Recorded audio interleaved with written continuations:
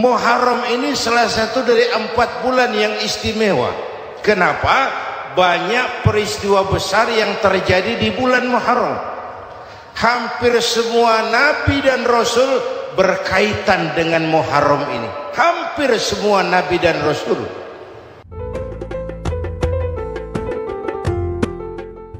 Dari jumlah bulan yang 12 itu Allah jelaskan minha arba'atun hurum.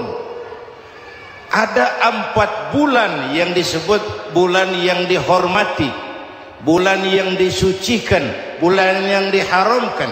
4, 3 bergandengan, 1 agak terpisah. Yang bergandengan itu Rajab, Sya'ban, Ramadan.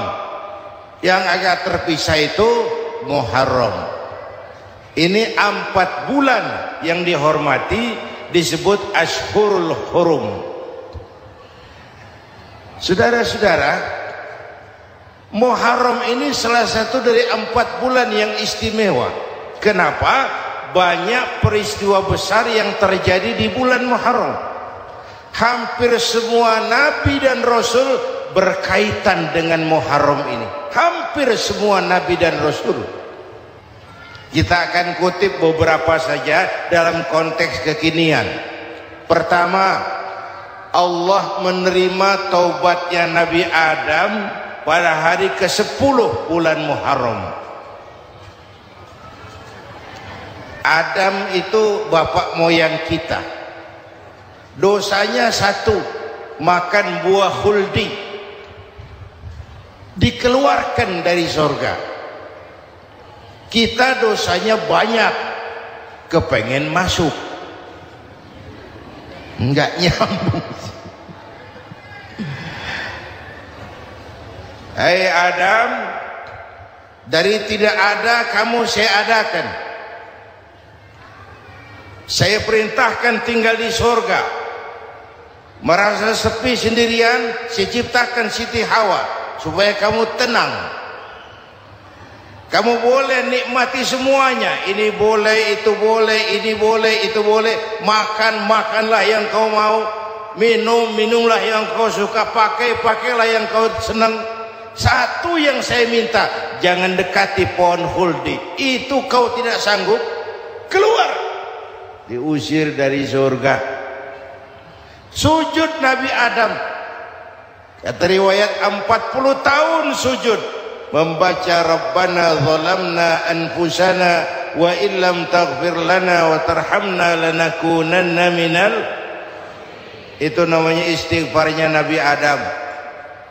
Istighfar itu kan mengucapkan astagfirullah, basmalah, membaca bismillah. Jangan kayak teman saya disuruh banyak-banyak baca istighfar, benar-benar dia baca istighfar, istighfar, istighfar. Bukan itu maksudnya. Nah, maka salah satu amalan yang sangat dianjurkan di bulan Muharram ini memperbanyak istighfar. Tidak ada orangnya yang tidak. Ayo jujur, ini yang kumpul di sini semua, ada nggak yang nggak punya dosa? Yang merasa nggak punya dosa, ayo ke depan. Ada?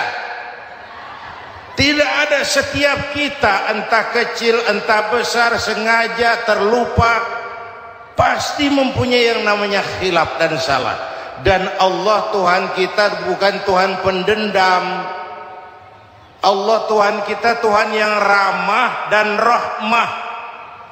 Manusia, dosamu banyak, tapi ampunanku lebih banyak. Salahmu besar, rahmatku jauh lebih besar. Kau sujud di hadapanku, aku bangga melihatnya. Kau menangis di hadapanku, aku senyum melihatmu. Kau berjalan menujuku, aku berlari menyambutmu. Karena itu amalan yang sangat dianjurkan di bulan Muharram ini memperbanyak istighfar. Itu kalau istighfarnya Nabi Adam. Ada istighfarnya Nabi Yunus. Ibu kenal Nabi Yunus? Di mana kenalannya? Sok tahu. Nabi Yunus itu ketika berdakwah kepada kaumnya yang bandel, memberikan peringatan, kalau kalian tidak mau beriman akan turun azab. Kapan Yunus? Akan. Kenapa mesti akan? Sekarang aja kalau mau saya tungguin. Kurang ajar betul ini umat. Akhirnya Nabi Nuh menghindar dengan perhitungan, kalau azab tidak turun saya sudah jauh, meragukan janji Tuhan. Lalu naik kapal, dinaiki oleh Yunus, kapal mogok. Dicari siapa biang keroknya ini, diundi ternyata Yunus, sampai 3 kali diundi. Dibuanglah Yunus ke dasar laut, ditelan oleh ikan nun atas perintah Allah. Telan itu Yunus, jangan pakai dikunyah,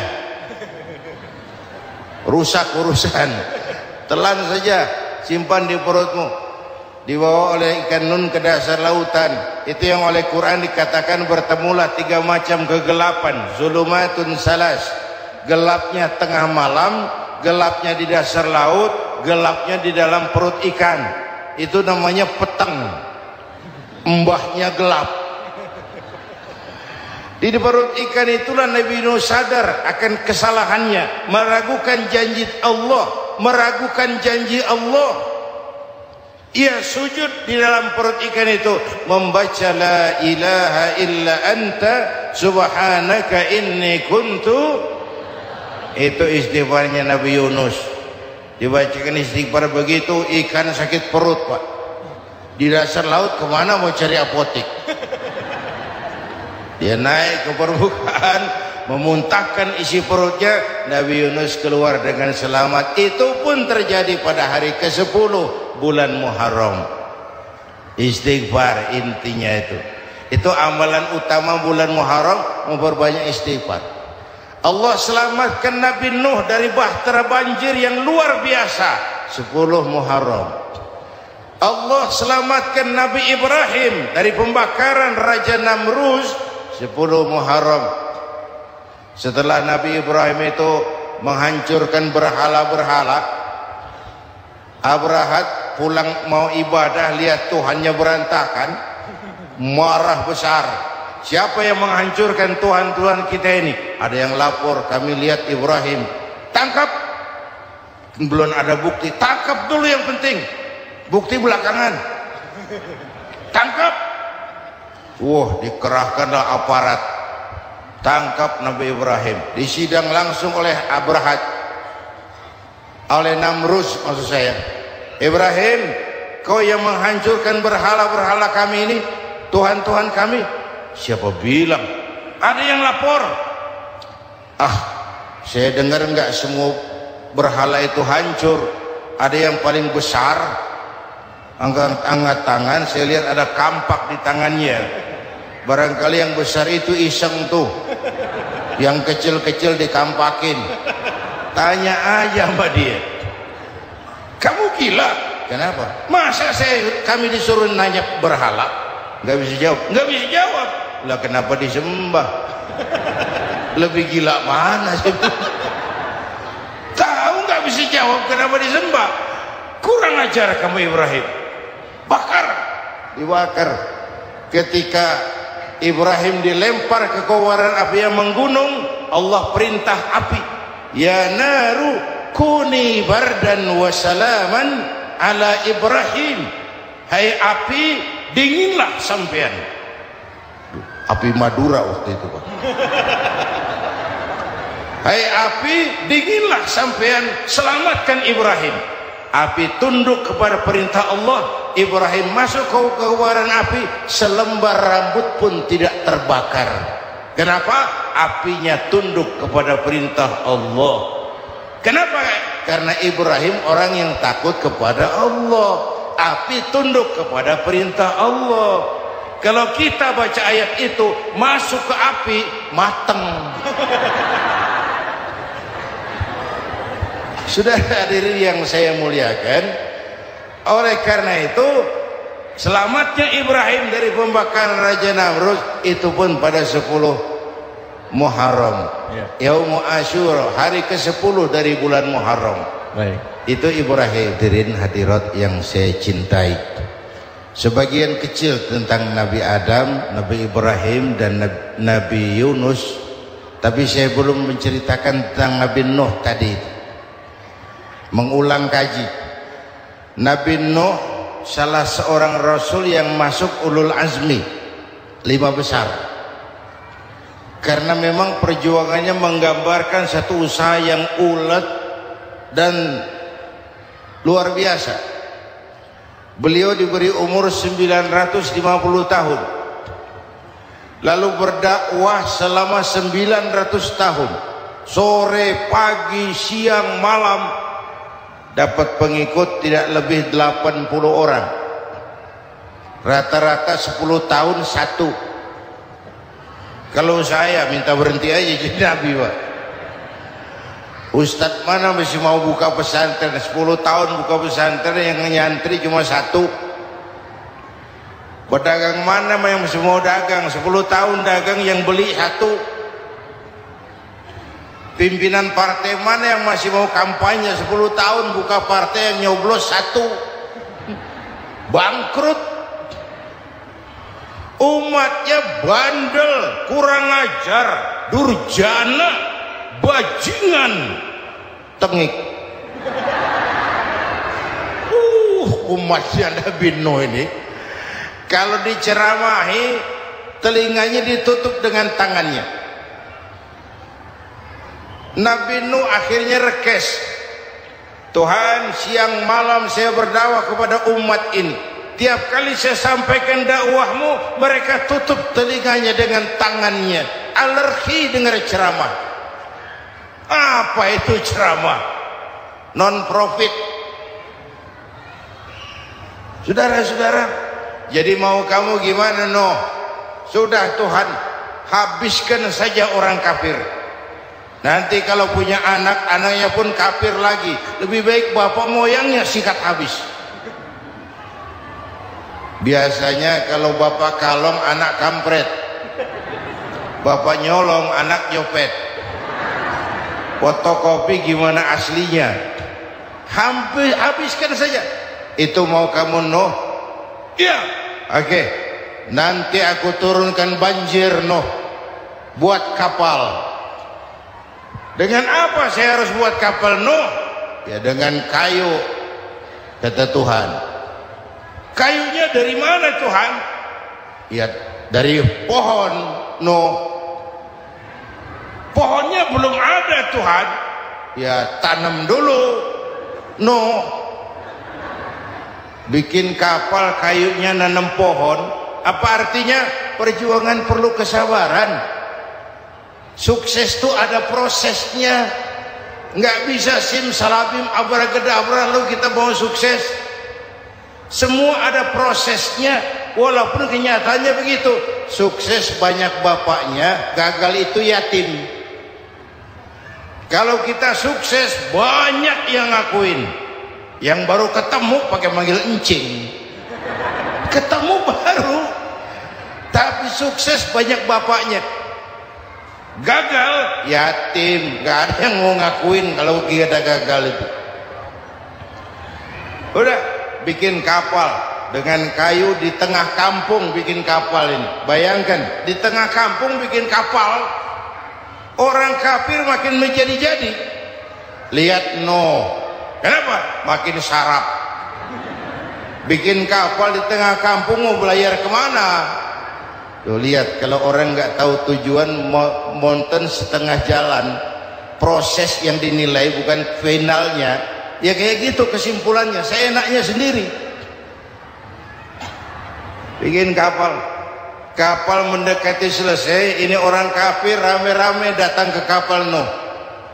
Mau apa? Buang najis. Sakit perut, berangkat ke kapal Nabi Nuh. Nongkrong. Dapat 2-3 tumpuk, pulang. Penuh lantai kapal dengan najis manusia. Inilah perjuangan. Bukan jalan raya lurus bertabur bunga di kanan kirinya. Banyak ondak dan duri, fitnah, caci maki, antipat, segala macam. Nuh. Ada orang tua dasar kafir, kurang ajar, sudah stroke berangkat juga ke kapal Nuh. Mau buang najis, pincang-pincang digotong orang. Selesai buang najis, dia bangun mau pulang, pegangan tiang kapal terpeleset, jatuh di atas tumpukan najis. Terjadi keajaiban, yang stroke-nya sembuh, lumpuhnya hilang, berangkat digotong-gotong pulang, jalan gagah sekali. Tapi orang kampungnya heran, ente sudah sembuh? Sudah.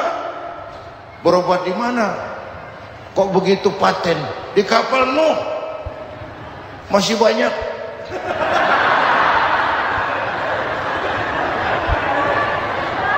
Yang berasa perlu obat bawa rantang, ambil bersih lagi geladak kapal itu. Sudah selesai Nuh? Selesai. Oke, kau orang yang beriman bersamamu, binatang serba sepasang, naik Nabi Nuh, naik orang beriman, naik binatang serba sepasang. Ini cikal bakal penyelamatan manusia, Pak. Naiklah orang beriman, sudah naik semua, Nabi Nuh kontrol. Ini contoh buat kita, kontrol. Sudah naik semua teman-teman, sudah. Pemimpin yang baik bukan cuma terima laporan di belakang meja. Laporan itu yang mana juga bagus. Sama juga kampanye yang mana juga merdu. Kalau aja yang dihitung. Pernah ada calon bupati kampanye janji, kalau saya berhasil kita akan banyak bangun jembatan di daerah kita. Tanya, Pak, nggak ada sungai di kampung kita, Pak. Dia bilang sungainya kita bangun sekalian. Udah kadung janji, mana pula orang mau bangun sungai ini. Saudara-saudara, kontrol. Jangan cuma tunggu laporan di belakang meja, semua laporan bagus. Ya Bu? Bu?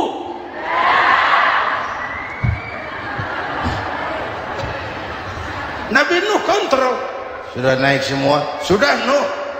Pulan bin Pulan naik Nuh. Paimin bin Tukijo naik. Kami lihat naik. Ada orang Jawa juga kayaknya. Ada.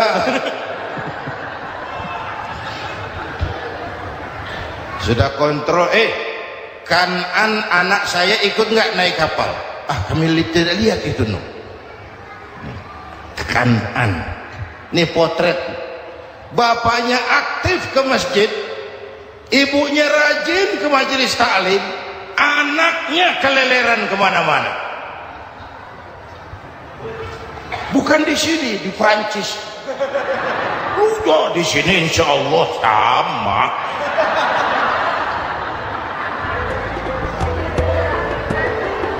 Nuh karena sayang anak, Nuh karena cinta anak, Nuh karena tanggung jawab anak, cari naik ke atas kapal. Lihat Kanan anak saya, nggak lihat Nuh. Turun ke ruang bawah, periksa lagi. Mang, ayah Kanan di dia. Jamaah Tasik ini rupanya di dalam. Tuh ayah Mang. Ayah kemana ya budak ya? Turun ke bawah, tanya lagi, ono Kanan tuh? Orang anu raketo.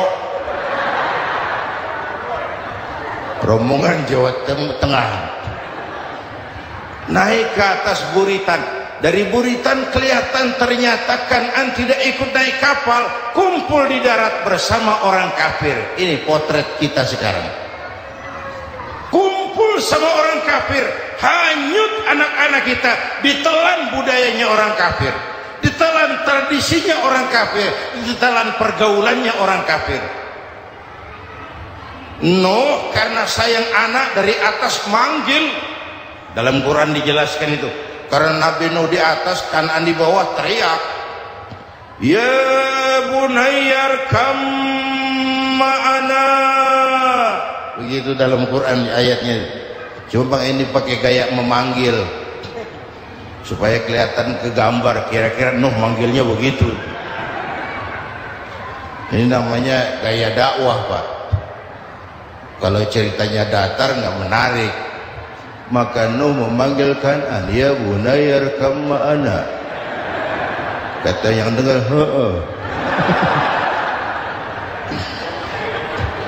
ini gaya orang manggil, ya bunayya arkam ma'ana. Kan'an kesini naik kapal sama papi. Kata Kan'an di bawah itu, enggak mau papi, John di sini saja. Kata Nuh, jangan nak, Allah sedang murka, akan turun banjir. Kalau datang banjir papi, sa'awi ila jabalin ya'simuni minal ma', saya akan naik ke gunung tinggi yang bisa menyelamatkan saya dari banjir. Kan'an naik ke gunung, gunung dihantam banjir, Kan'an mati sampai sekarang. Yang kelima, Nabi Musa, kisah Muharramnya ini lahir dalam kondisi yang sulit karena Fir'aun mimpi akan lahir seorang anak dari keturunan Bani Israel yang akan menghancurkan kerajaannya. Kata Firaun, sudah lahir belum anaknya? Belum. Kalau gitu mulai malam ini laki-laki dilarang bergaul sama istrinya. Semua perempuan hamil di bawah pengawasan negara. Mulai hari ini kalau lahir anak laki-laki turut nama Bani Israel, penggal. Satpol PP disiapkan. Udah ada kayaknya. Ada. Patroli. Bayangkan, nah Fir'aun itu bikin undang-undang seenaknya sendiri. Apalagi merasa kekuasaannya dalam ancaman. Penguasa manapun kalau merasa dalam ancaman, panik. Padahal kekuasaan itu kayak harimau, makin lama ditaiki makin sulit turun. Kenapa? Karena macannya makin lapar. Naik terus capek, turun dimakan harimau, serba sulit. Saudara-saudara, kalau kita mau belajar dari Pak Harto, saya melihat kekurangan Pak Harto cuma satu, terlambat berhenti.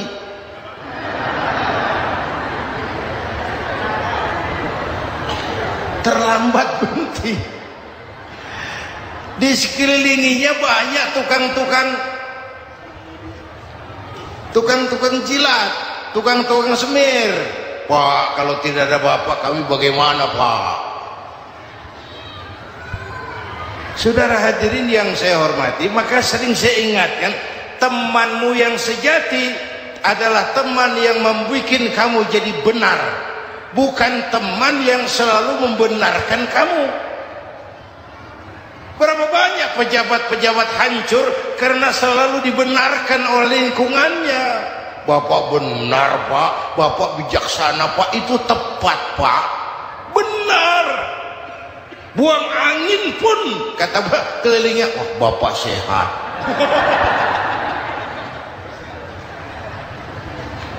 Temanmu yang sejati, teman yang bikin kamu jadi benar, bukan teman yang selalu membenarkan kamu. Bapak Ibu hadirin yang saya hormati, tapi kehendak Allah terjadi. Lahirlah Musa. Bayinya dihanyutkan di sungai Nil. Bayi sudah menderita, dihanyutkan di sungai Nil. Dan akhirnya besar di lingkungan istana Fir'aun. Diriwayat oleh Ratu Aisyah, perempuan Fir'aun, setelah mulai berjuang, terjadilah itu. Musa dan pengikutnya dikejar oleh Fir'aun.